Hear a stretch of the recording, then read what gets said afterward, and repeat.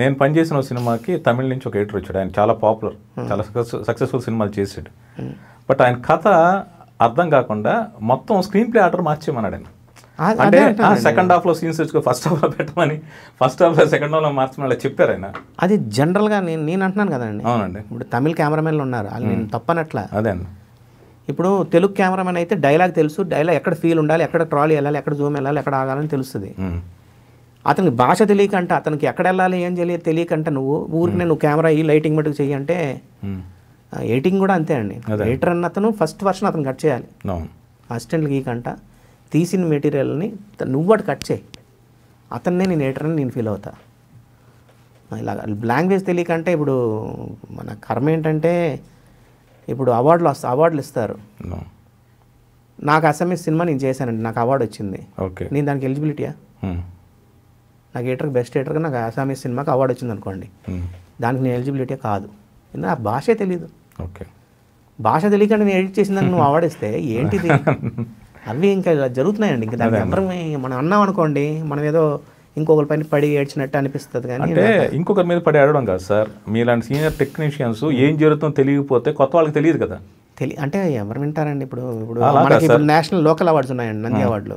నాకు ఆల్రెడీ 5 సార్లు వచ్చింది కాబట్టి నేను పెద్ద పట్టించుకోవట్లే. నన్ను ఎవడో అండు, అయ్యో ఇతనికి అవార్డు వచ్చింది కాబట్టి రాలేదు కాబట్టి మాట్లాడుతున్నాడు అండు. ఏం చేస్తున్నారు? స్క్రీన్ ప్లేకి ఇంటర్లింక్ ఎడిటింగ్, ఆర్ట్కి ఇంటర్లింక్ ఫోటోగ్రఫీ. ఎందుకంటే ఒక ఆర్ట్లో విజువల్గా మీరు ఈ రూమ్లో లైటింగ్ చేయాలంటే సెట్ ప్రాపర్టీస్ అవన్నీ ఉంటేనే మీకు ఆ లుక్ వస్తుంది. ఇలాగా దీనికి లింక్, దీనికి ఈ డిపార్ట్మెంట్ హెల్ప్ అవుతుందని ఏ సినిమాకి అవార్డులు ఇస్తున్నారండి? ఇయ్యరు. ఎందుకు ఇస్తారో తెలియదు కొన్ని సినిమాలకు అవార్డులు. ఇప్పుడు సినిమాలో రిలీజ్ అయిన తర్వాత ఫ్లాప్ అయిన సినిమాలని థియేటర్లో మేము వెళ్ళి మళ్ళీ ట్రిమ్ చేసిన సినిమాలు ఉన్నాయి. అలాంటి సినిమాలకు కూడా అవార్డులు ఇచ్చారు. జనం రిజెక్ట్ చేసి, మనం రిజెక్ట్ చేసి, మేము తీసి ఫెయిల్ అయ్యి రిజెక్ట్ చేసిన సినిమాలకి థియేటర్లో ట్రిమ్మింగ్ చేసిన సినిమాలకు అవార్డులు ఇస్తున్నారంటే దానికి ఏంటి అర్థం? అంటే జ్యూరీ మెంబర్స్ టేస్ట్ వేరే ఉండొచ్చు కదా సార్. జ్యూరీ మెంబర్స్ ఎవరండి? జ్యూరీ మెంబర్స్ అనేది ఇది హర్టింగ్గా ఉండొచ్చు, చాలామంది హర్టింగ్గా ఉండొచ్చు. 2 సినిమాలు చేసిన వాళ్ళు, 3 సినిమాలు చేసిన వాళ్ళు జ్యూరీ మెంబర్స్ ఎలాగవుతారండి? కనీసం ఒక 20 సినిమాలు చేసుండు, ఒక 30 సినిమాలు చేసుండు, నువ్వు జడ్జ్ చేయొచ్చు సినిమాని. ఇవి అన్నావు అనుకోండి, మేము కాంట్రవర్సీ అవుద్ది అంతే, నెక్స్ట్ మాకు అవార్డు అంతే కదా. అక్కర్లేదు మాకు.